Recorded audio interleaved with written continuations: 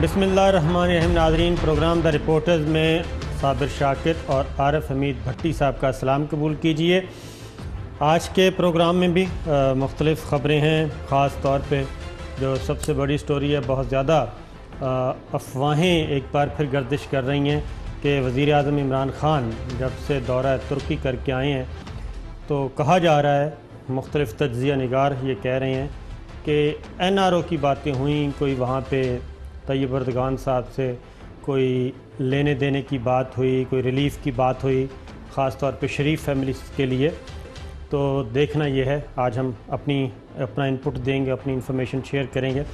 लेकिन सबसे पहले एक चीज़, जब से पाकिस्तान तहरीक इंसाफ की हुकूमत आई है तो एक पार्टी थी, नई सियासी जमात थी। तो भट्टी साहब, उनके आने के बाद मुख्तलिफ़ मुल्कों के साथ ताल्लुक़ात जो थे वो बिल्कुल तमाम मुल्कों के साथ फ़र्स्ट टाइम उनका इंटरेक्शन पूरी दुनिया के साथ हो रहा था इमरान ख़ान साहब का। और अच्छी ख़बरें आ रही हैं। उनमें से एक अच्छी ख़बर ये थी कि मुत्तहिदा अरब अमारात के वली अहद तकरीबन 12 साल बाद इस्लामाबाद आए और सरकारी दौरे पे आए। और उनके आने पे वज़ीर आज़म इमरान ख़ान ने उनका वालिहाना इस्तकबाल किया। एयरपोर्ट गए, गाड़ी ड्राइव की, उनको लेकर आए, गपशप लगाई, उसके बाद मुज़ाकरात हुए। लेकिन इस चीज़ को मुस्लिम लीग नवाज़ की हुकूमत ने और ख़ास तौर पे उनकी तर्जुमान जो है मरियम औरंगज़ेब ने बहुत ही मनफी रंग देने की कोशिश। और वो इस सारी चीज़ में भट्टी साहब ये भी भूल गई कि इससे पाकिस्तान और UAE के दरमियान ताल्लुक़ात पे क्या मनफी असर पड़ेगा, और जो मुअज़्ज़ज़ मेहमान आए थे उनकी जो इज़्ज़त उनको बख्शी गई वो क्या असर लेंगे। पहले मरियम औरंगज़ेब साहब का शॉट सुन लें, फिर हम बात आगे करें। लेकिन असल मसला इसलिए है, इमरान साहब जो बड़ी गाड़ी चला रहे थे, क्या UAE के वली अहद इमरान साहब के फ्रेंड थे? ये स्टेट विजिट था, इसका स्टेट प्रोटोकॉल होना चाहिए था। भट्टी साहब, आपने सुन लिया, वो कहते हैं ये कोई उनके दोस्त थे, ये फ्रेंड थे उनके, ये प्रोटोकॉल होना चाहिए था। एक तरफ वालिहाना इस्तकबाल वेलकम किया जा रहा है और एक खुदा करके एक जो बर्फ़ जमी हुई थी वो पिघल रही है दोनों मुल्कों के दरमियान ताल्लुक़ात के लिए हवाले से। तो ये इस तरीके से इसको ले रहे हैं। ये भी भूल गए कि UAE हमारा दोस्त मुल्क है, मुस्लिम बिरदर मुल्क है, और वली अहद जो आए उनके वालिद साहब के पाकिस्तान पे कितने एहसानात हैं और पाकिस्तान के साथ उनके कितने अच्छे ताल्लुक़ात थे। ये क्या माजरा है, क्यों इस हद तक मुस्लिम लीग नवाज़ मनफी रुझान रख रही है? बिस्मिल्लाहिर्रहमानिर्रहीम। साबर साहब, गुजारिश ये है कि आप पाकिस्तान की हिस्ट्री से आप भी आशना है और थोड़ा सा मैंने भी देखा हुआ है। देखें, एक होते हैं कंट्री टू कंट्री आपके रिलेशनशिप, एक होते हैं आपके ज़ाती रिलेशनशिप। माजी में जो हुक्मरान रहे उन्होंने दूसरी हुकूमतों से जो ताल्लुकात रखे उन्हें अपने ज़ाती फ़वायद के लिए लिए, वहाँ बिज़नेस किया, उधर से कुछ चीज़ परचेज़ की, कमीशन लिया, अरबों खरबों रुपये लिया। मुझे याद है गालबन हल्का सा मोदी साहब आए थे, पहले एयरपोर्ट पे लेना था, किसने गाड़ी चलाई, मैं वो उन बातों में नहीं जाऊँगा। इमरान खान की प्रॉब्लम एक ये है कि वो वज़ीर आज़म पाकिस्तान भी है और पाकिस्तान के साथ सिंसियर भी हैं।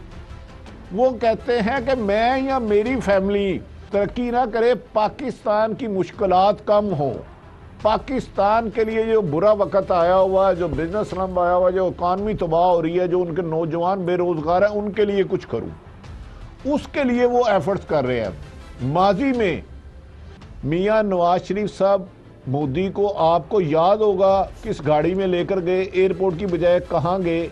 सज्जन जंदाल आता था जिसके पास वीज़ा इस्लामाबाद का होता था, वो पिंडी जाता था। तो जब आप ऐसा हुक्मरान आ गया जो माजी की तरह लूटमार भी नहीं कर रहा, और लूटमार करने वालों के साथ जो पाकिस्तान की 70 साल की हिस्ट्री है NRO भी नहीं कर रहा, और वो आहिस्ता आहिस्ता जो माशी बदहाली की तरफ हमें फेंक गए थे, जो कर्जों की दलदल में हमें फेंक गए थे, आहिस्ता आहिस्ता उसको उठा रहा है। उन्होंने पता है कि आने वाले दिनों में उन्होंने डिलीवरी की तरफ बड़ी तेज़ी से आ रहे हैं।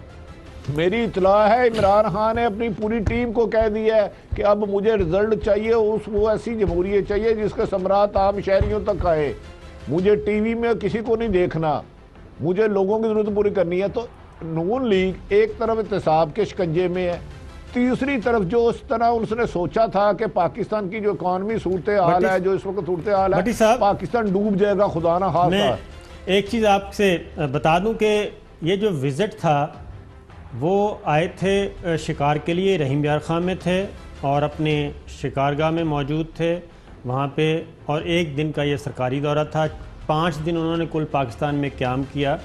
और इस दौरान एक और ख़बर भी शेयर करें कि army chief general Qamar Javed Bajwa साहब की भी उनसे मुलाकात हुई और वो भी रहीम यार खां में हुई। ख़ुसूसी तौर पे उनका त्यारा आया वहाँ पे, और उससे पहले मुज़ाकरात दोनों टीमों की टेक्निकल टीमें जो हैं वो बैठी, उन्होंने कुछ चीज़ें फ़ाइनल की, और ये जो कुछ हो रहा था ये पाकिस्तान के लिए हो रहा था। और उसके बाद ये विज़िट हुआ और 5 दिन का ये विज़िट, 5 दिन टोटल उनका पाकिस्तान में क़याम था। फिर ये पाकिस्तान के लिए हो रहा था। पाकिस्तान इस वक्त क्राइसिस में है, पाकिस्तान को निकालना है, और जिनकी वजह से क्राइसिस में है वो भी हमें पता है। तो ऐसे में ये ताना मारना कि ये कोई फ्रेंड है, भाई इसमें कोई शक है कि यूएई पाकिस्तान का ब्रदर इस्लामी मुल्क है? क्या इसमें कोई शक है कि शेख ज़ैद बिन सुल्तान पाकिस्तान के साथ पहले भी बहुत ज़्यादा मुखलिस थे? उनके रिफाही काम यहाँ पे लाहौर का शेख ज़ैद हस्पताल उनके नाम से है। फिर अब भी इस वक्त भी भट्टी साहब बेशुमार मंसूबे हैं जो नॉर्दर्न एरियाज़ में हैं, जो KPK में हैं, जो पंजाब में हैं, जो फलाही मंसूबे यूएई की गवर्नमेंट पूरे कर रही है। और इनके अपने गवर्नर जो हैं, एक्स गवर्नर ज़फ़र इकबाल झगड़ा साहब, उन्होंने फीते काटे उनके साथ मिल के।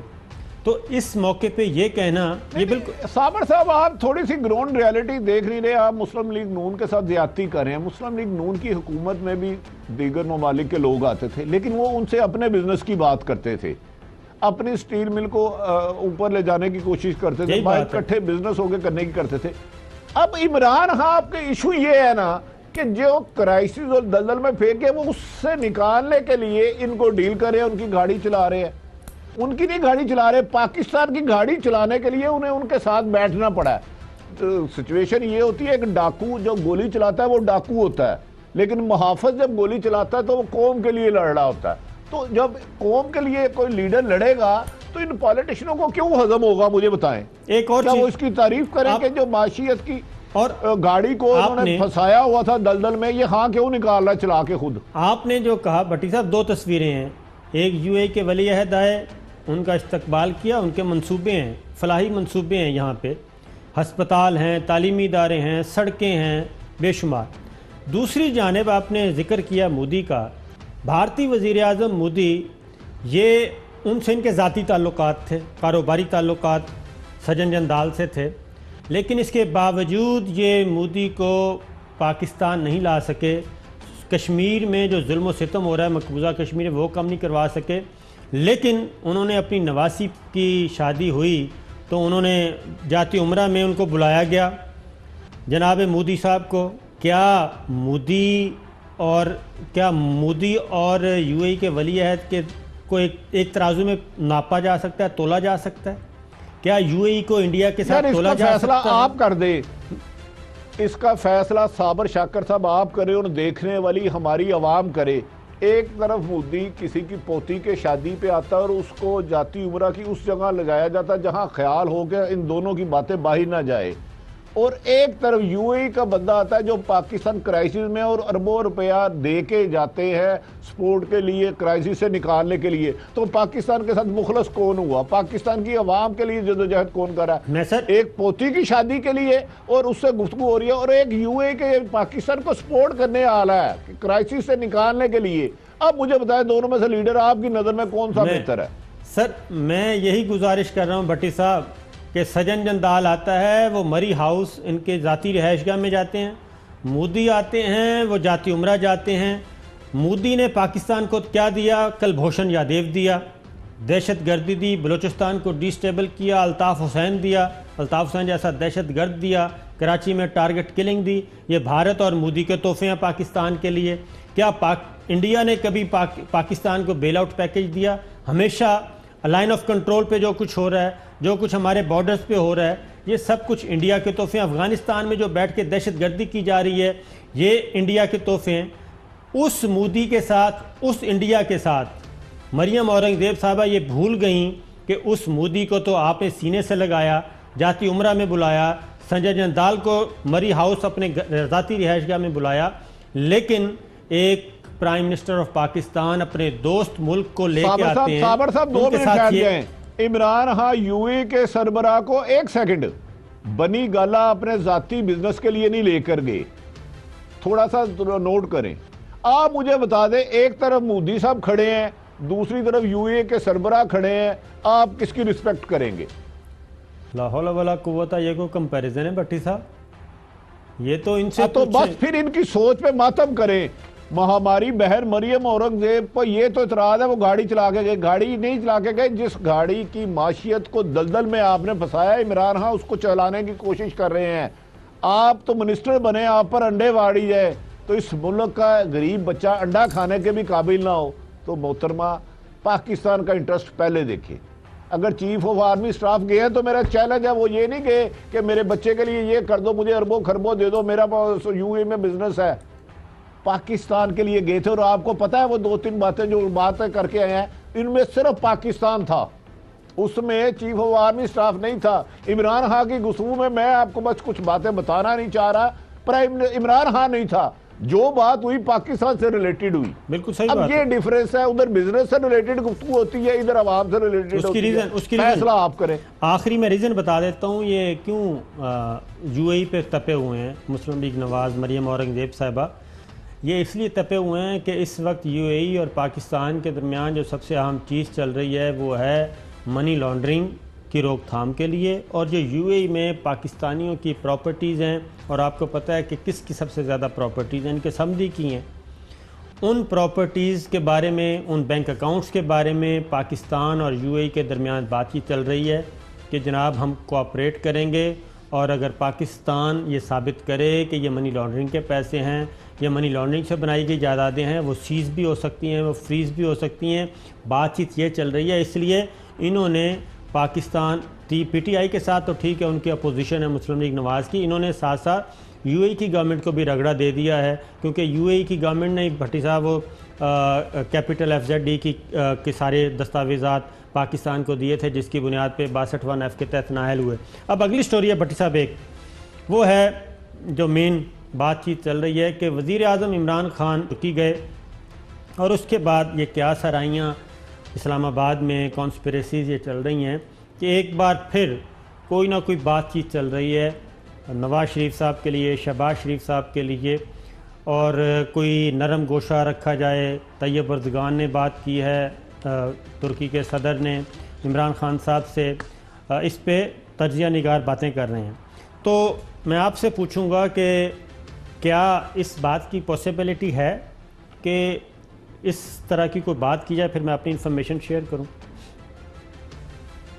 देखें, ये पॉसिबिलिटी हो सकती है, लेकिन मेरी इन्फॉर्मेशन है खान साहब ने ये कहा है कि ना मुकदमात मैंने बनाए, ना मैं करप्शन पर कंप्रोमाइज़ करूँगा, ना मैं करप्शन की रुकावट में आऊँगा, ना किसी के ख़िलाफ़ इंतकामी कार्रवाई करूँगा। देखिए NRO की वो तो कोशिश कर रहे हैं, वो करते रहेंगे, लेकिन मेरी अपनी राय है कि इमरान खान साहब ने जो भी अहम सेक्टर हैं, अहम मैटर लोग करते हैं, उन्हें कह दिया जी ना मेरी हुकूमत में ये केस बने, ना मैं किसी के साथ NRO होने दूंगा, ना मैं करूंगा। अदालतें जो फैसला करेंगी सरे हम करेंगे, उसको तस्लीम करेंगे।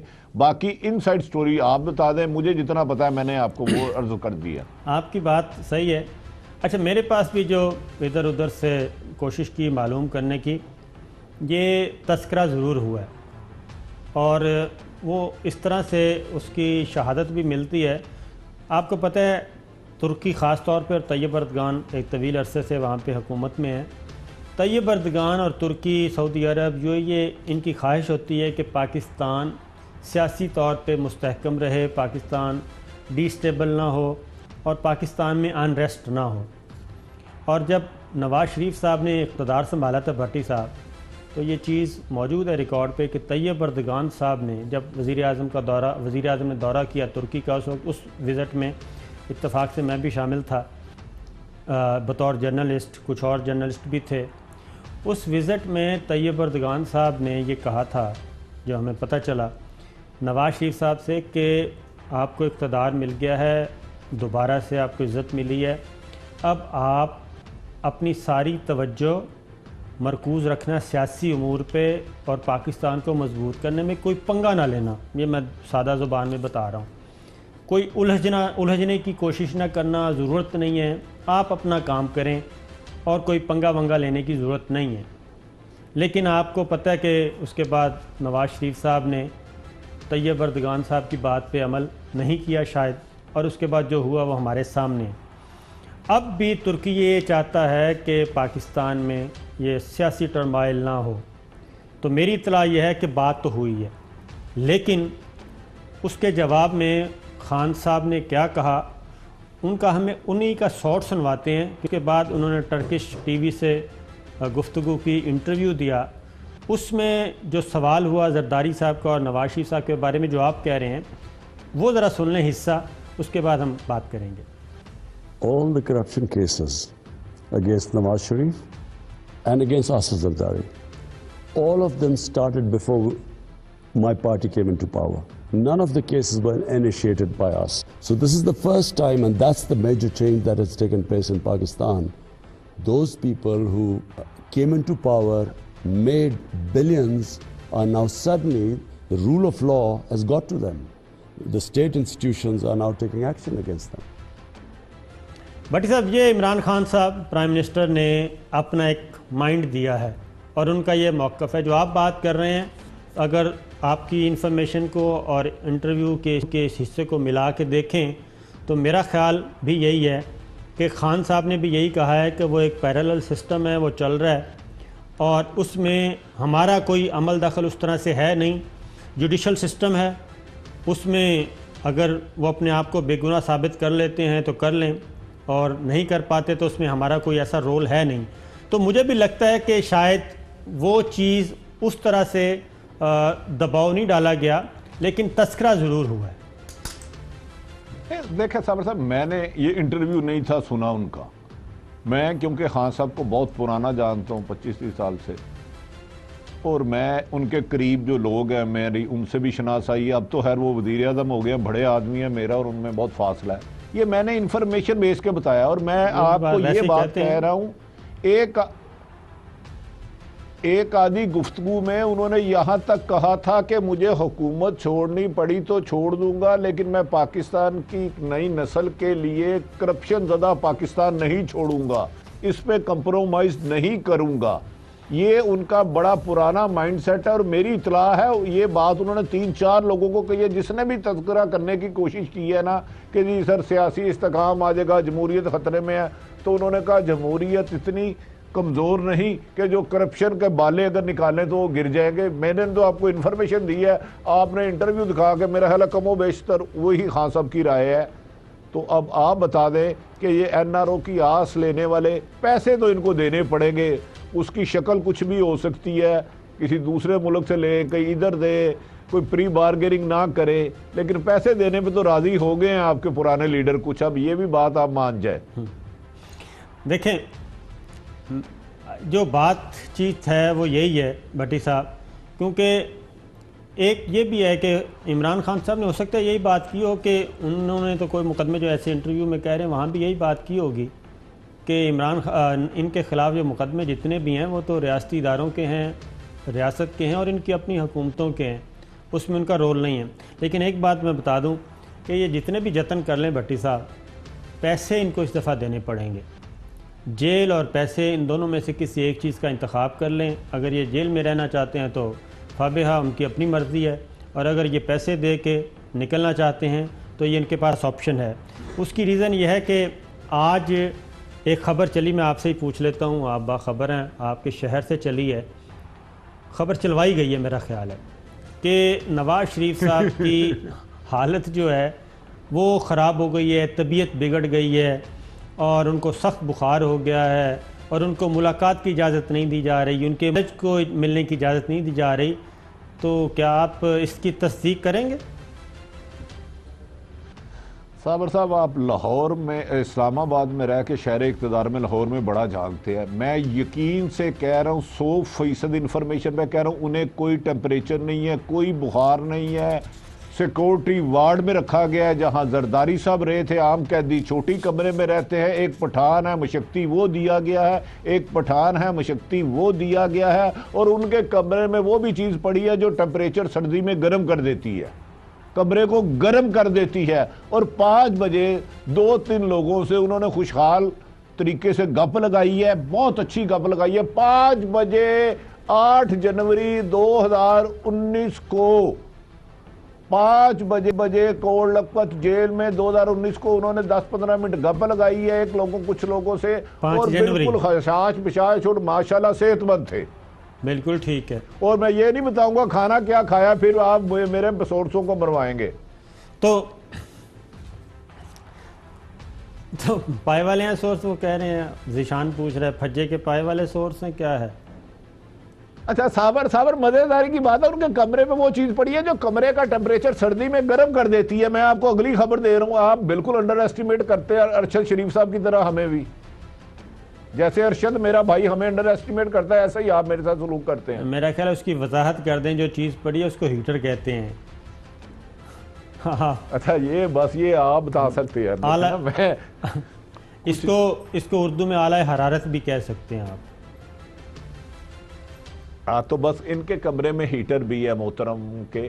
तो गुजारिश ये है, ना टेम्परेचर है ना बुखार है। 5 बजे उनकी गप लगी, 10 से 12 मिनट गप लगी, उन्होंने अच्छी गुफ्तगू की, और खाना भी उन्होंने अपनी पसंद का बनवा के खाया। खाना भी उन्होंने अपनी पसंद का बनवा कर खाया। अच्छा, इसे आप काउंटर चेक कर लें या मियाँ साहब को कोई किसी तरीके से राब्ता कर ले। लगता है आप ना वहाँ पे कोई CCTV फुटेज बराह रास्त अपने दफ्तर में देख रहे हैं बैठ के। अलबत्ता है कि आप मशवरा दे सकते हैं उनको, आपके दोस्त हैं बहुत अच्छे, कि हीटर का टेम्परेचर कम कर लें तो बॉडी टेम्परेचर भी नीचे आ जाएगा। अब उसकी वजह यह है भट्टी साहब के अब इस्लामाबाद हाई कोर्ट में एप्लीकेशन रिजेक्ट हो गई थी कल। अब ये प्रेशर किस तरह रहे हैं? प्रेशर इस तरह बढ़ा रहे हैं कि इस्लामाबाद हाई कोर्ट में इन्होंने कहा कि बस आनन फानन हमने एप्लीकेशन डाली, हमारी सुनी जाए। तो इस्लामाबाद हाई कोर्ट ने ये ऑर्डर जजमेंट दी, ऑर्डर पास किया कि जब आपकी अपील लगेगी तब आपकी दरख्वास्त सुनी जाएगी। अभी तक आपकी अपील नहीं लगी, वो उन्होंने ऑर्डर पास कर दिया। आज फिर इन्होंने एक और एप्लीकेशन डाल दी है कि जनाब अर्जेंट सुना जाए, वो अब कल सुनी जाएगी। एक चीज़। दूसरी बात एक है कि मेरा ख्याल है कि फिर ये खबर चलाने का मकसद ये होता है, फिर हेल्थ ग्राउंड पे ज़मानत की कोशिश की जाएगी। आपके ज़हन में फिर यही बात आती है ना, हमारे ज़हन में, कि अगर ये खबरें चलाई जा रही हैं सेहत की, तो फिर हेल्थ ग्राउंड पे ज़मानत की कोशिश की जाएगी फौरी तौर पे।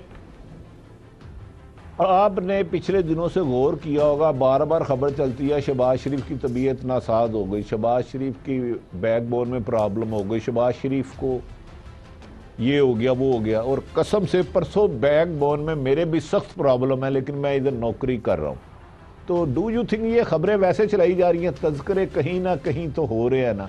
हाँ, कामयाब होते हैं या नहीं, मैंने हमेशा कभी नहीं कहा कि नरो कामयाब हो गया है, लेकिन ये बीमारी की खबरें, शहबाज साहब जा रहे हैं, फिल्म में आ रहे हैं, जा रहे हैं, ये एक प्लानिंग के तहत की जा रही हैं।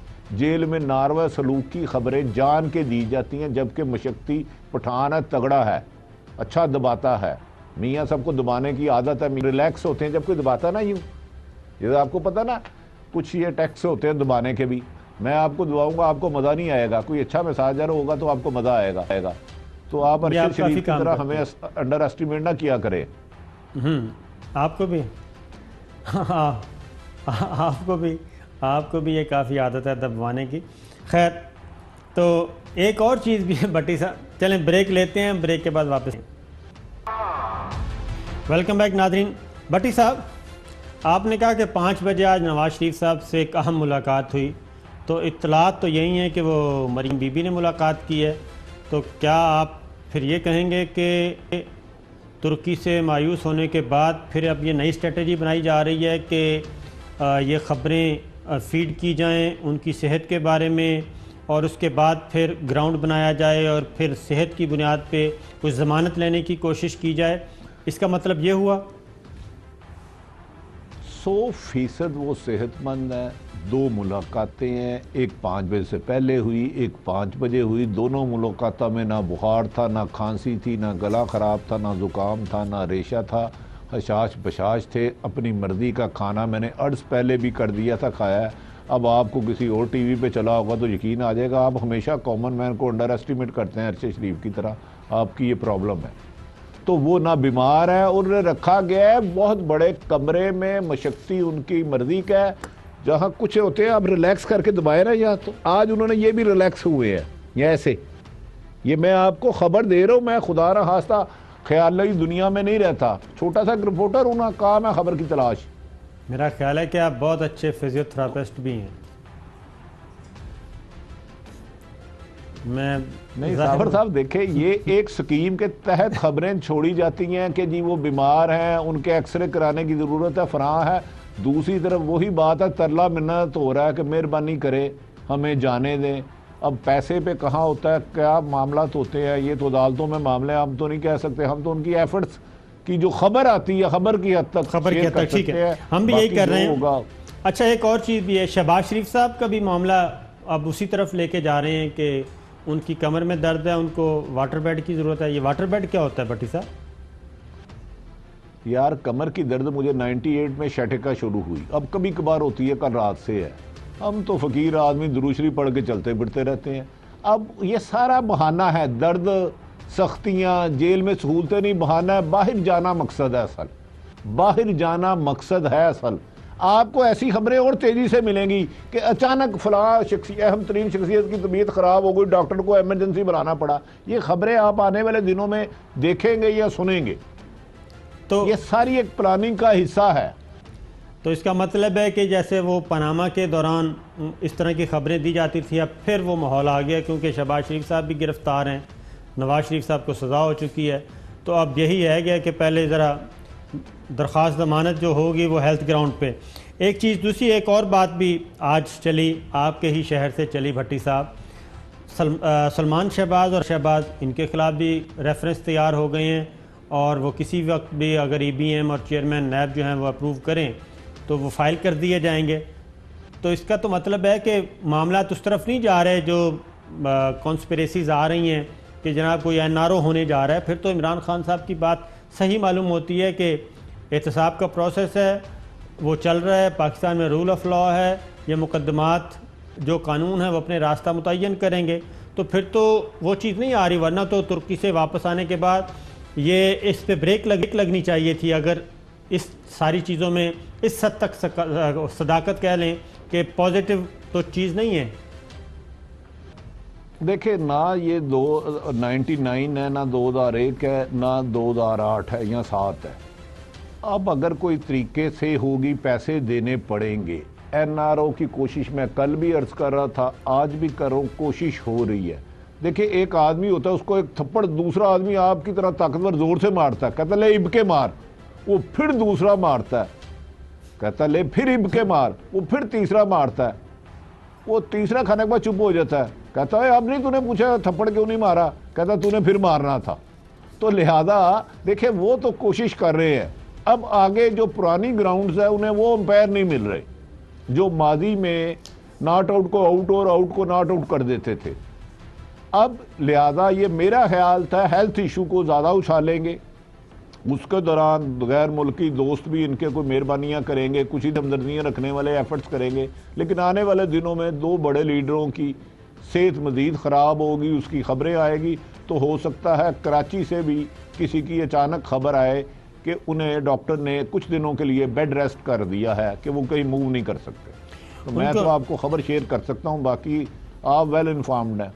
उनको मेरा ख्याल है कि फौरी तौर पे तो भट्टी साहब अगर कमर में दर्द है तो फिर उनको पब्लिक अकाउंट्स कमेटी और कौमी असम्बली के इजलास अटेंड नहीं करने चाहिए, फौरी तौर पे बेड रेस्ट करना चाहिए। मेरा ख्याल है कि ये होना चाहिए, क्योंकि आप कौमी असम्बली के इजलास में आएंगे तो फिर आपको बैठना पड़ेगा ना सेशन में, और अगर पब्लिक अकाउंट्स कमेटी के इजलास में आएंगे तो वहाँ भी बैठना पड़ेगा।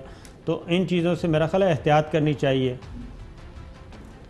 नहीं, एहतियात नहीं करनी चाहिए। देखें, जब वो उनके भाई लंदन से पाकिस्तान आए, जब उनको सजा हुई तो वो 7 घंटे कार्बन अबू धाबी फ्लाइट रही और ये मुस्लिम मस्जिद से वहाँ नहीं पहुंचे। एक और चीज़ है भट्टी साहब, पब्लिक कमेटियों की चीज़ें दे देनी चाहिए, फेवर छोटी कोई बात नहीं है। आज सुप्रीम कोर्ट में भट्टी साहब मुख्तलिफ नौयत के मुकदमा, लेकिन उनमें कदर मुश्तरक ये थी कि हकूमती इदारे जो हैं वो रिस्पॉन्ड नहीं कर रहे, वो प्रोएक्टिव रोल अदा नहीं कर रहे, एग्रेसिव नहीं है। आज इसहाक डार की वतन वापसी के मामला, वो केस था सुप्रीम कोर्ट में, तो उसमें चीफ जस्टिस ऑफ पाकिस्तान ने ये रिमार्क्स दिए कि अभी तक इसहाक डार को वापस नहीं लाया जा सका। इसहाक डार की वापसी के लिए एक्स्ट्राडिशन अमल शुरू हो चुका है, ये वकील नैब ने कहा, लेकिन जस्टिस एजाजुल एहसन साहब ने कहा कि बज़ाहिर लगता है ख़त किताबत हो रही है, लेकिन अमली इक़दाम जो हैं वो कुछ नहीं हो रहा। तो ये चीज़ें भट्टी साहब, इसहाक डार साहब की अगर वतन वापसी है तो फिर तो उस पर एक्टिव रोल अदा करना चाहिए। दफ्तर खारजा ने बरतानवी सेंट्रल अथॉरिटी को ख़त लिख दिया, इनका जवाब अभी आना है। नुमाइंदा वजारत खारजा ने ये मौक़िफ़ इख्तियार किया। साबर साहब, इसमें मैं एक इनसाइड खबर नहीं दूंगा, उसको सेंसर कर रहा हूँ खुद, लेकिन ये बात आपका अगर रब्ता इमरान खान साहब से है, वज़ीर आज़म साहब से, मैं तो इमरान खान भी नहीं अब कहना चाहता, वज़ीर आज़म वो बड़े आदमी है, चेयरमैन FPR उन्होंने लगाया, मैंने और आपने तो नहीं लगाया, सेक्रेटरी इस्टेब्लिशमेंट उन्होंने लगाया। कुछ चीज़ों पर उनको नज़रसानी करनी पड़ेगी, वरना 6 महीने गुजर गए हैं, डिलीवरी नहीं हो रही, उन्हें नज़रसानी करनी पड़ेगी।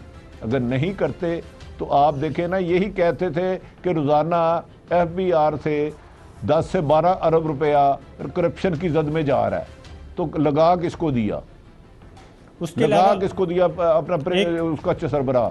तो ये खान साहब को नज़रसानी ये करनी होंगी। अदालत ने जिन खदशात का इजहार किया है, खान साहब के लिए 5 बंदे इमरान खान और चाहिए जो इमरान खान से सिर्फ 10% नेक नीयतों के। एक तो नैब के बारे में चीफ जस्टिस पाकिस्तान के रिमार्क्स थे कि नैब अभी तक नहीं ला सका। दूसरा, एक और चीफ जस्टिस हैं, वजारत खारजा के नुमाइंदे थे उधर, उनसे भी इस्तफसार किया कि उन्होंने कहा मुझे नहीं लगता इस मामले पर दफ्तर खारजा ने कोई किरदार अदा किया है।